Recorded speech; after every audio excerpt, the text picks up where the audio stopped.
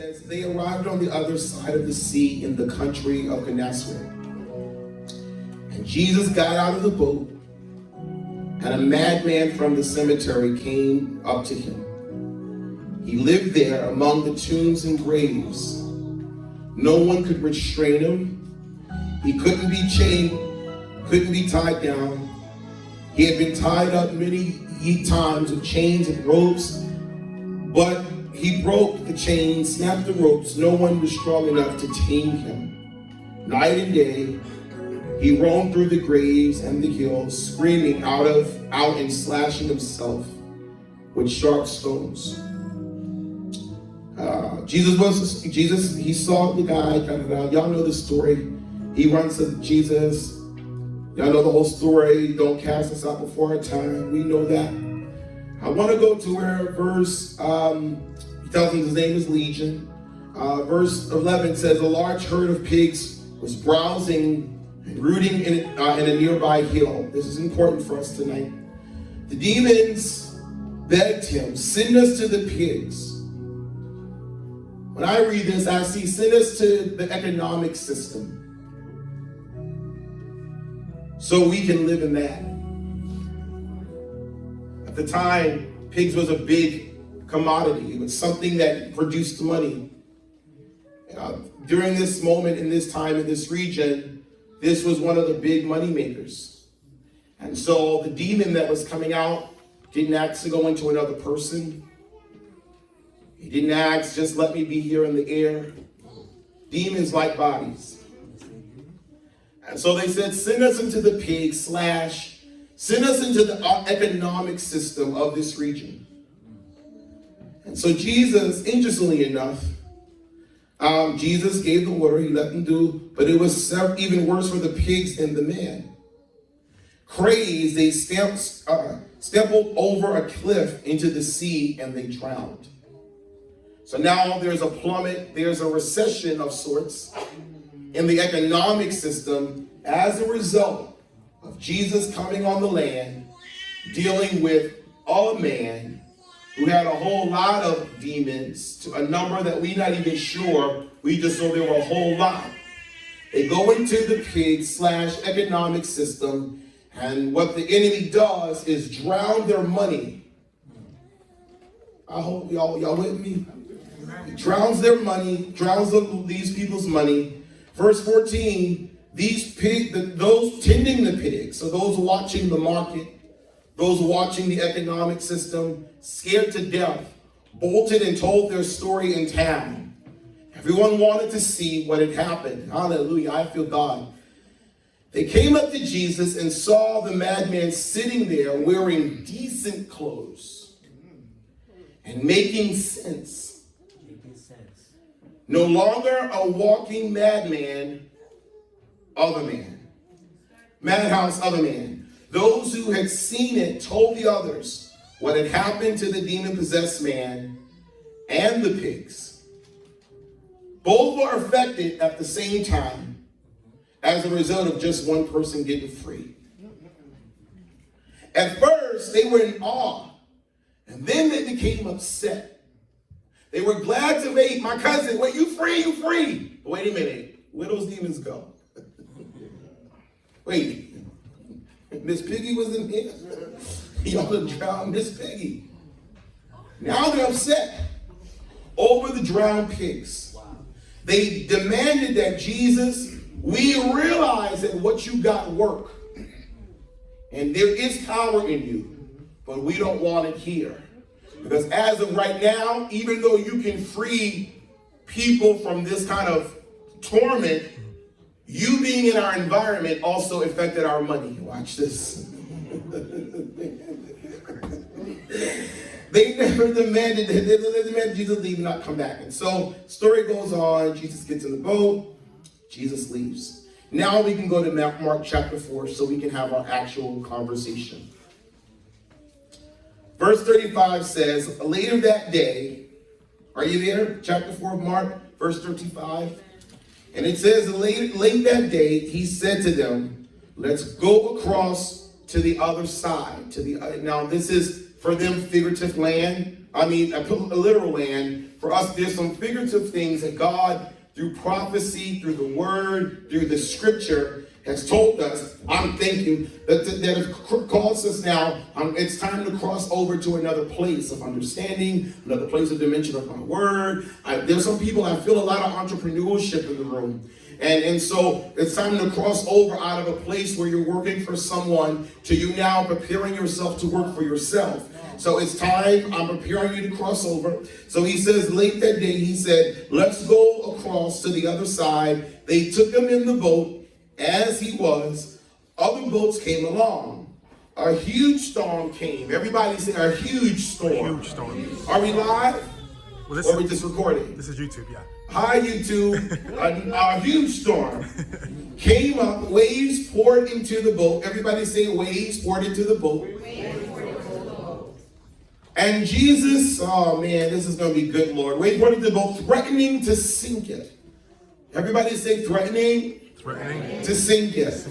And Jesus, being Jesus, was in the stern of the bottom of the ship with his head on a pillow, sleeping.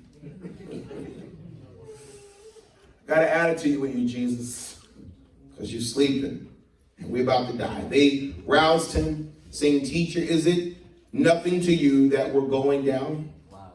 And I can imagine them being frantic. Like I'm saying it calm.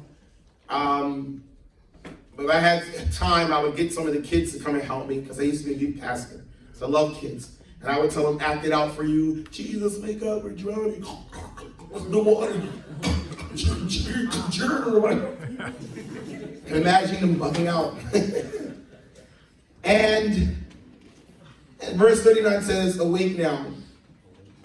And he told the wind to pipe down and said to the sea, quiet, settle down. The wind ran out of breath. The sea became smooth as glass. Jesus reprimanded. Now, wait a minute. You just saved us from dying, and I'm going to get a rebuke. I'm going to get a rebuke. And he says, he rebukes them or reprimands them. Why are you such cowards? Ooh. Don't you have any faith at all? They were in absolute awe, staggered. Who is this anyway? They asked. Wind and sea at his beck and call. Tonight, if I was to phrase this for us, which I will, I would call it, Jesus, teach me to sleep.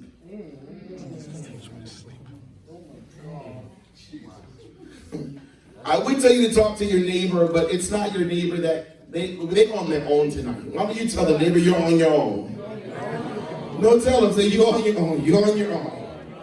I need you to look to God for yourself and say, Lord, I need you to teach me how to sleep. What's fun about this, and I'm going to do this in like 10 minutes because I want to spend 15 minutes. Give me 15 because there's a lot to unpack from this, but I want to make sure that I have enough time to minister prophetically. What's interesting about this story is you read along. I started at the end, like sometimes God does with us, so that when you can come back to the beginning of the story to see the journey that they had to go through before they can affect economic systems. Some of us have words over our lives, and when God gives us words, most times he's giving you something. Like there's sometimes you get words for now, but some of us got some words that maybe 10 years we got later, or anybody ever got a word that took more than a year to come to pass? Anybody more than 5 years to come to pass? Anybody got words right now that you know that the Lord has over your life that you're just like, I'm still waiting? All right, a lot of hands. And so tonight, this message is for you, me, and everybody that got a promise, all right? What's interesting about the story is, and I had to read it that way because we get to see the end. So if Jesus was prophesying to the disciples, part of the word would have been, there's going to come a day that you will be able to speak to winds, and they will obey you. There's coming a day that you will be in danger, and you will look at mountains, and they will literally move out of your way. This is Jesus' prophecy. He prophesied. We're in a service, and Jesus got music behind him. And he's saying, you watch. There's coming a day that what's going to come out of your inventions are going to shift the economics of your family. Jesus is prophesying to the disciples. Say they got a word. Remember when he first called them off the boat and said, come be with me, come follow me? Imagine him on day one saying to them, listen to what I'm saying to you. There's coming a day you shall cast out demons. Demons by the thousands. They shall come out by your wing. And they're like, yes, Jesus. Yes, sir. You know how we do. Give us something, give us a little drama church music so they get it like, and Jesus like, yeah, you're gonna cast out devils. And they're like, yeah, you're gonna speak to the winds and the waves, and they gonna obey you.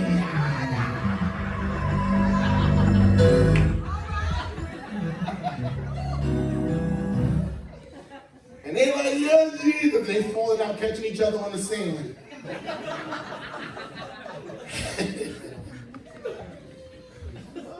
But before they can get to there, verse 5, in verse 4, we find that there was a journey to get to the other side. And then I find that it's not when God gives us the word for the future that we got a problem. The issue is getting to where he said in the first place. And somewhere in there, we start to encounter stuff that doesn't look like it agrees with what God said in the first place. Is there anybody here that says, when God gave me a word, I mean, in the moment I felt it, but then I had to return to life?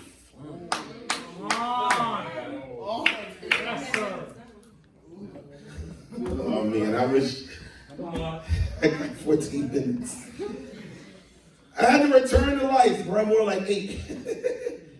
But I had to return to life and have to now face the reality that I still live in a flat. I'm still a renter. I still got roaches. I still got an EBT card. I need to see you at the church. $2 for one.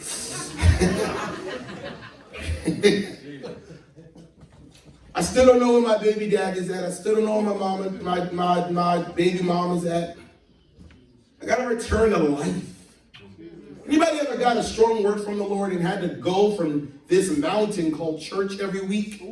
And then you get back down to realities. Oh my God. And then you got to go and look in your cabinet and go, where is that God? Yeah, Jesus. You ever felt like that, my friend? Where's the God of the mountaintop? Why ain't you in these cabinets? Why aren't you in this milk jug? Why are you not in my, forget all that. Why are you not in my bank? And it's frustrating to serve a God that you can't always trace. I just want to talk real stuff. Like, I'm not that other guy. I don't know how to do all of that. Let's have a conversation. It's difficult to have a conversation with you some days, God. Because some days you act like you want to talk. Some days you act like you're not. You get mad at other people and you want to quiet. Like, what's your problem? Come on. You're emotional. Oh, you don't feel like that with God some days? Okay, y'all playing. Like, I'm talking to this side. Anybody over here ever feel like that with God? Because this side, they deep. They over here. I don't know. Just always like, I don't know how to trace you. And then some days I feel like you're mysterious. Like all of a sudden, you're so tired, Jesus. Now you're going to go to the other side. And so they listen to him. And they get in the boat. They get in the vessel. They get in the opportunity to get them across the river or across the sea. And on the way there, we read there was a storm that came. And this storm, it was really rough, must be. The other day, I live in kind of the country. And so where I live, there is, the other day, I think it was Friday, we had a tornado warning. And so my whole area, tornado, and I saw the winds. I actually was looking at this new show on TV, and I actually really like it. So I'm excited about getting back home to go get it on demand, right? And it's 911 Lone State, and I used to live in Texas for a while. And so, interesting enough, the other day, I was looking at something on the show, watching the window, the stuff outside, like I can kind of see it blowing, but it was actually a tornado in the show. And in the show, they were actually walking you through what to do in case of a storm, a tornado. So it was really interesting. I was learning from it. And then all of a sudden, during the show, tornado warning. I was like, oh boy, what's about to happen now? So I went in my bathroom and I said, well, let me go. They say get in the tub. I saw the people in the, but I ain't in the tub yet. Because I was still trying to get in. Because those are sturdy places in the house, in between walls. See, y'all laughing because you're from New York. But when you're from the country, you be right in that tub. Go on, come on, Nina. Come on, Mookie. Let's go again.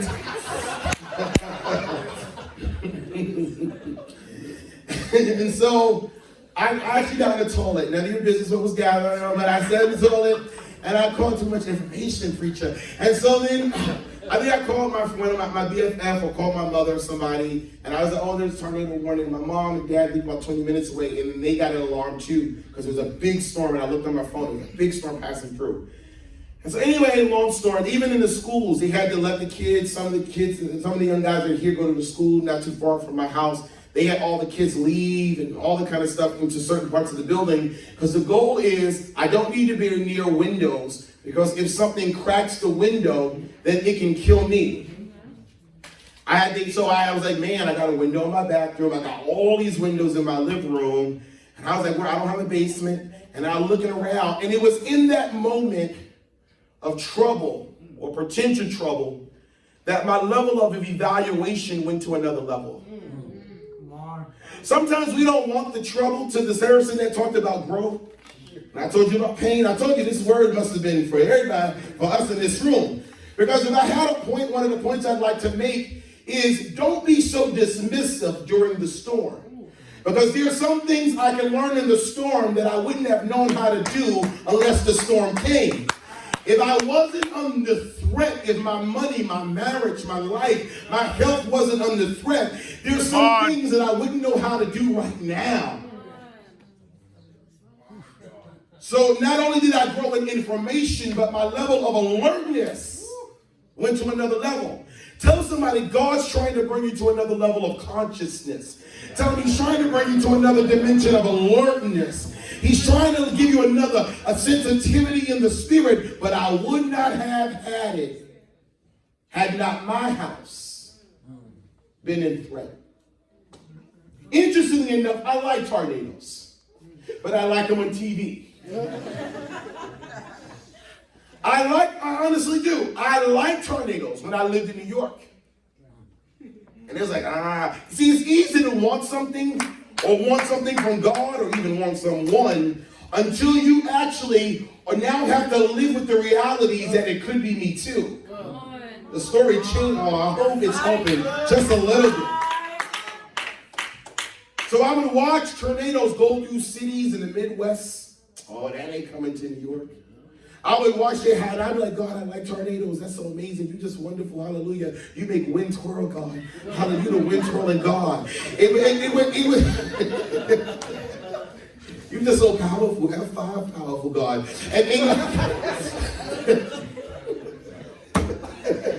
It's easy to look at the other side when it's not your house under threat. It's easy to look at somebody else's marriage and say they should do when you don't have to live with her or him.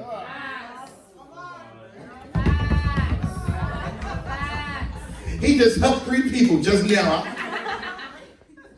It's easy to judge my situation and to judge my struggles. They didn't come twirling at your house yet. Tell your neighbor, keep it up. You know, do wave your finger, say, keep it up. Keep trying to have strategies for my struggles, and they might just come through your child, and you may have to live with what you judge me. You may have to live with what you judge me with. That's all they're saying. Jesus, they're receiving. I know.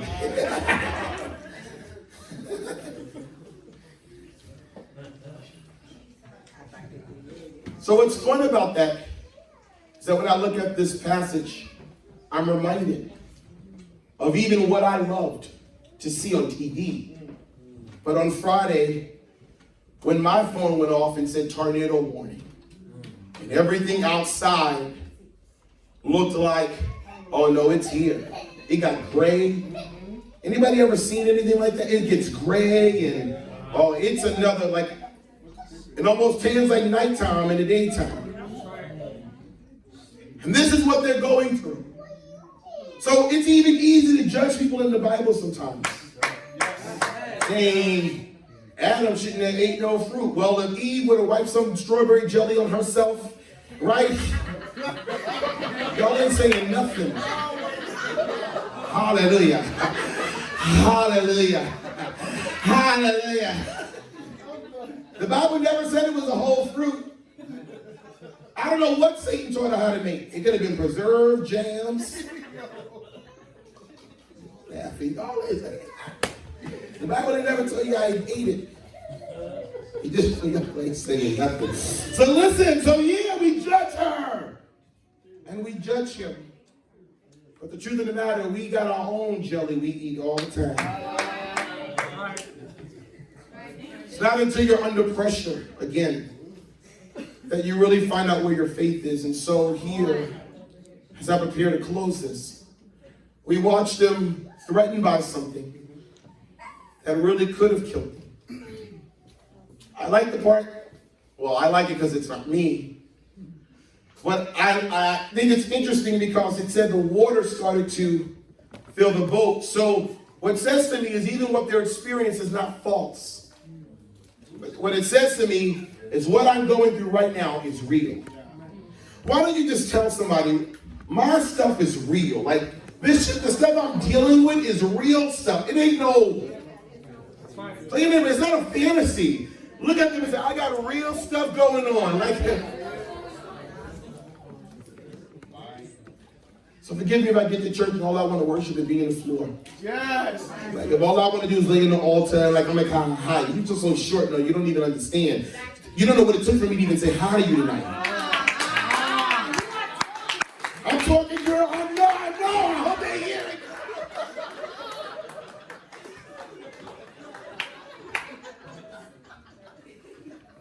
Okay.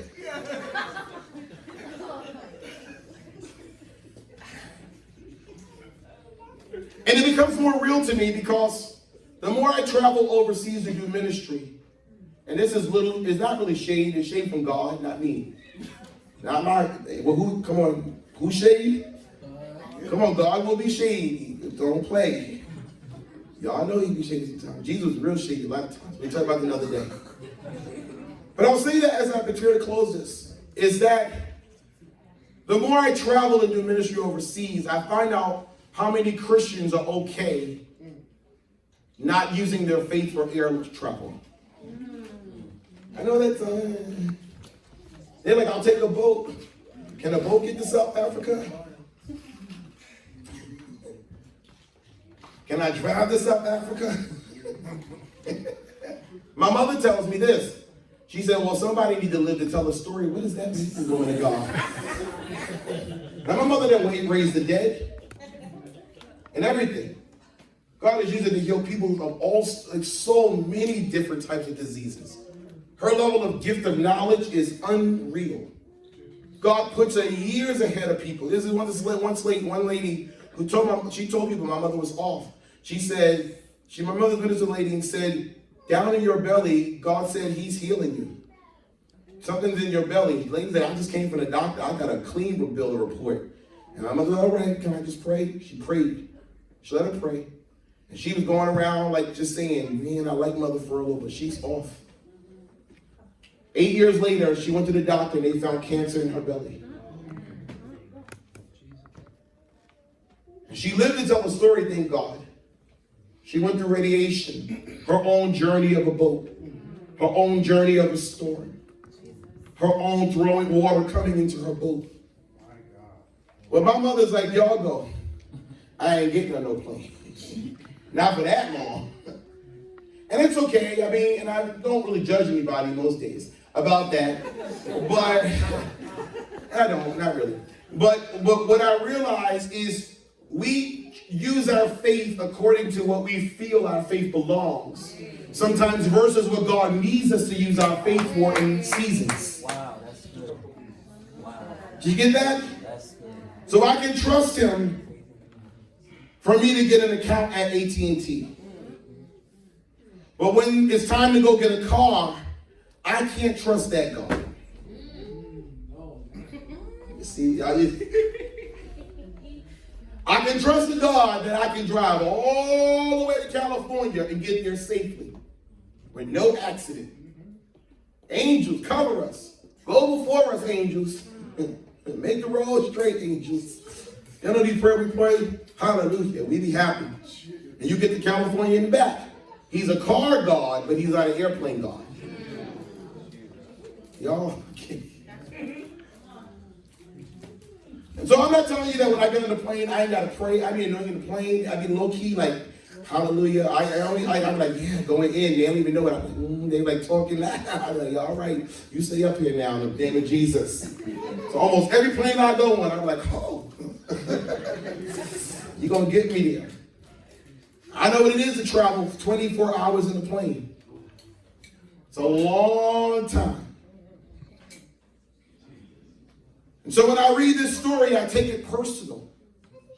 Because I know that there are times in my travel that I'm threatened by storm. He's been on a plane with me and almost felt like it was a fall out the air. Remember Pastor Lawrence? We were flying over Indiana. It was so bad, the stewardess had to leave the carts in the middle of the plane. They locked them and they had to go sit back down. They couldn't even serve us nothing. Remember that? I was all right. All right, God. All right, Jesus. And you know you're really nervous when you start speaking in tongues on the plane loud. You know what a cookie say? Get thee behind me. You a spirit of destruction.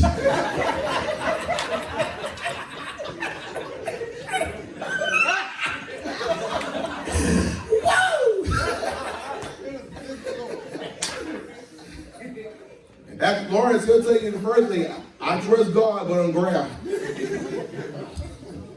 I think he might have grabbed my leg. I probably got prints in my leg now, still on my arm.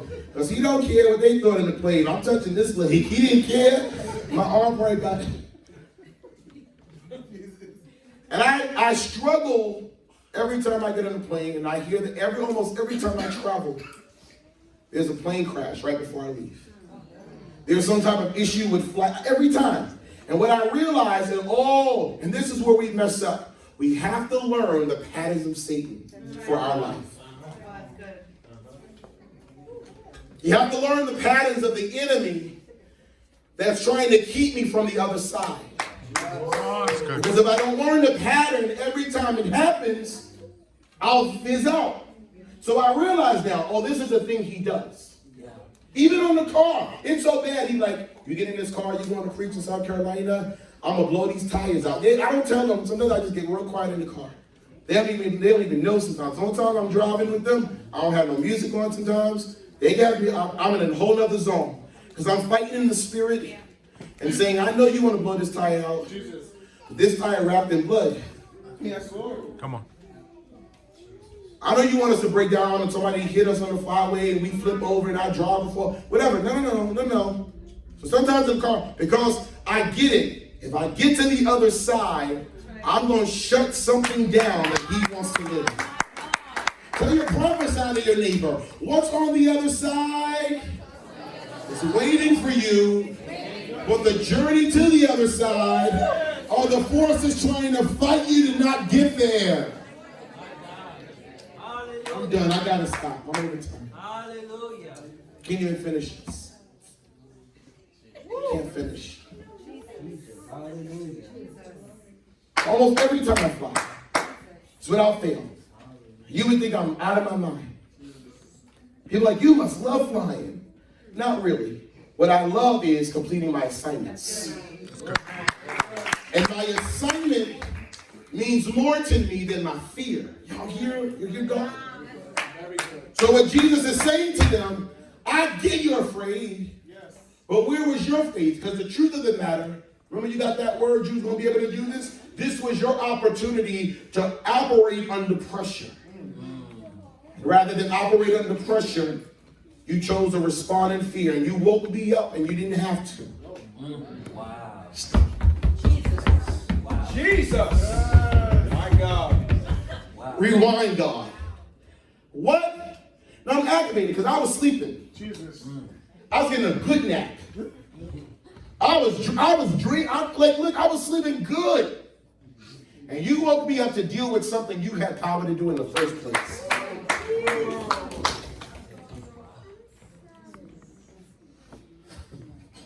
Come on. Gotta stop. I made you God on the earth. Your great-great-great-great-great-grandfather lost it. And then I sent Jesus to give it back to you. You got it now. My God. According to Revelation, Jesus has the deed to the earth in his hand. So, what more do I really need God to do for me? What's crazy here is that Jesus didn't go through no big revival service. He didn't do no whole lot. It was like, listen, waves, chill. Wind, chill. What's so crazy to me, and I never saw this until tonight, maybe an hour ago. You know what the Lord showed me? Your next season, Lord help me to say this right. I know you're in the in-between place. But the truth of the matter is that the next season or the next place in you that I have for you already knows you're coming. And it already knows your voice. And even though you already have me, so you really don't need me to do it, somebody, you my friend, I don't even know what your name is, but mustard, chip, sweater, tell me, please prove it. Tell me to please prove it. Say prove it. I never saw this till tonight, about an hour ago. The Lord took me, he said, look, Jason, look at what I did with Moses. What you do, God. I didn't part the sea.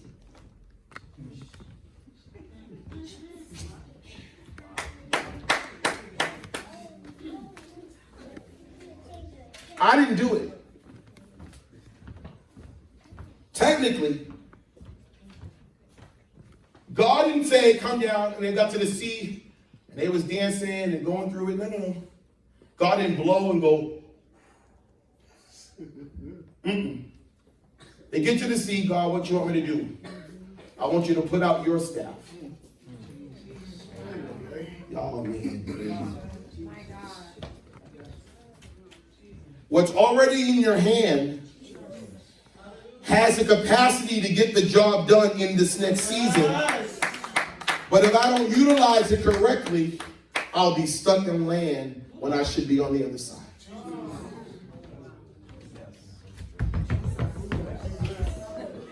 I was like, what you say? So yeah, I responded to what he did. Wow. But I didn't really do it. Yeah. Because had he not lifted up his staff, they would never have crossed. Yeah. What is it that you need to say out of your mouth to your winds and to your waves? That you're waiting on God or somebody else to come and speak to your winds and your waves, but you already got the power of God in you. Yeah. Hallelujah. What? He took me to somebody else, and I never saw it this way. What I do with Elisha? What you do with him, God? I'm not. This is in the last hour before I think I came out the office, or maybe when I was sitting here and I had to. What you do with Elisha? I gave him a mantle from Elisha, or Elisha gave him his mantle. He went. One of his first miracles was parting water. He operated once he got it. He didn't wait for a whole lot to happen. And see, sometimes we got what we need already in our hands and in our belly and in our hearts. It's already here. But if you don't take it out to actually do something with it, you'll never see it happen. I see so many that have been struggling in this space right here. What am I supposed to do in the middle space? Use what I gave you. Some of y'all are letting worry take you over. I'm done. And God said, why are you worrying? And you feel, some of you feel guilty for worrying. Because you know I'm not, and yeah, you are rebuked. I ain't going to make it nice. Why are you being mean to me, God? I don't know.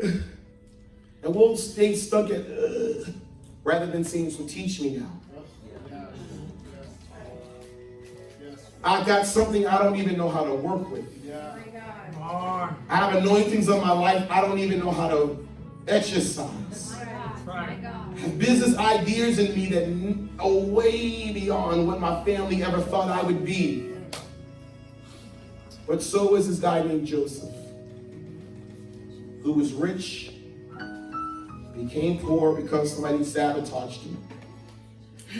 And it wasn't just about, and watch this. Let me help a few people in here because there's at least two of you here, and take this as a prophetic word. There's at least two of you here that you're having a difficult time processing how does your gift fit in the church. The number just went up to 3. They have some weapon. And I want to release you and deliver you tonight by saying this. Maybe your gift ain't for the church.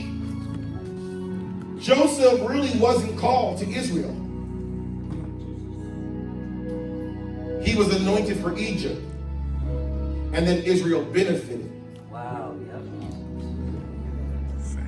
So it's possible to be anointed for something, trying to operate in another system that you're not even called to function in. You're only meant to bless it.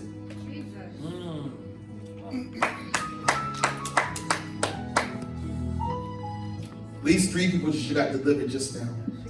Like, I'm letting that pressure off me. I don't pray like this person.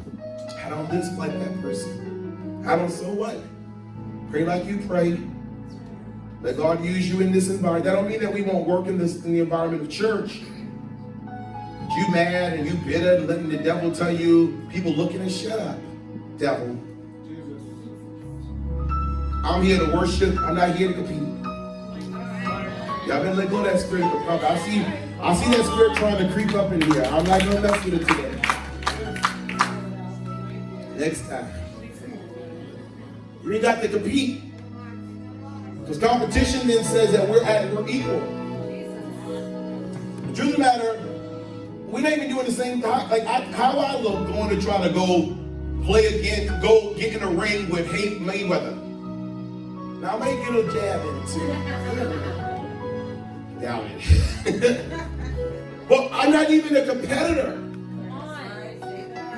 We may both have muscles, but we're both not fighters.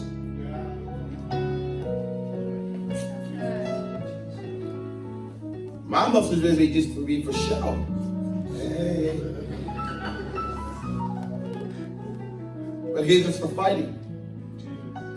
So this is why we have to allow the Lord teach me to sleep. And what that's really saying is going to teach me to rest. Teach me to walk in faith. Teach me to rest when I don't understand. Teach me to ask you and weep. Yes, Lord. So many of you in the room really struggling with this part. Stop struggling and just, Lord, give me the patience. So I know sometimes I'm afraid to even tell you to ask me that. Does that mean more trouble? I'll be honest. So there's certain prayers I don't want people to pray, like humble me, don't pray that. Do that yourself. And if you that bad, then maybe you need to ask it, but it gets real rough because you may wind up eating corn out of a pig's pen to bring you down. So you maybe do that yourself. I see the spirit of the enemy that wants to divide you all. I don't know why. That spirit is trying to do some strange stuff here. A part of it is really that you all don't like each other. It's this competition. And then it's also the fact that at Some of you haven't spent enough time with God for yourself to really know where you belong. Amen. Amen. You got to do that thing again.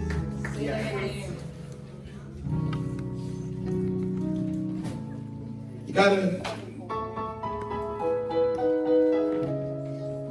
Can I prove it to you? And I'm really done preaching. I'm ministering to hearts now. This is already prophecy. We'll stand and worship in a second. I know that I'm not like other preachers, and part of me wants to kind of be sometimes. Like I want to be like, yeah, and the crowd be like, yeah, and I'm like, say yeah.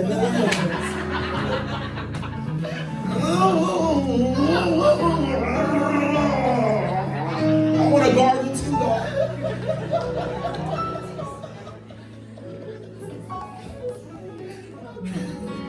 Because you ain't been in church until you got a gargle down.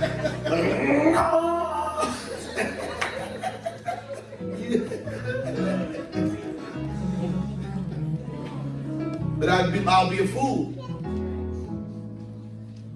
So what I had to learn in church, and I grew up around giants.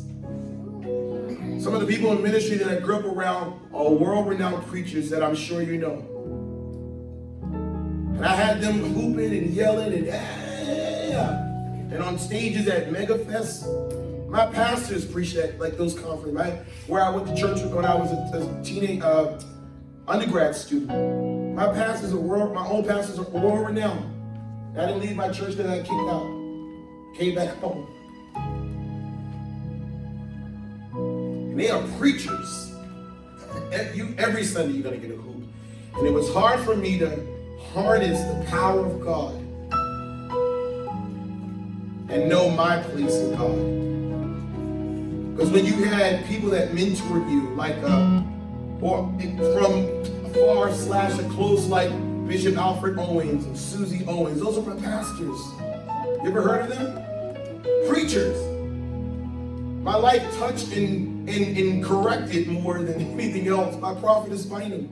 I grew up since a teenager around her, and Dr. Aretha Wilson, and all these people. And I had to home in on where he called you. How to take the power and the urgency that I learned from them, and how to package it with me, Jason. And that's where some of you have struggled. You're not in a competition with nobody else. I don't know many other preachers that can get away with like, yeah, girl. Like I do me. But I do me in His will. So tonight, you can make your seat your altar, or you can make me come to the altar. I want to pray for all of those that have been unfortunately operating like the disciples during the time of struggle, the time of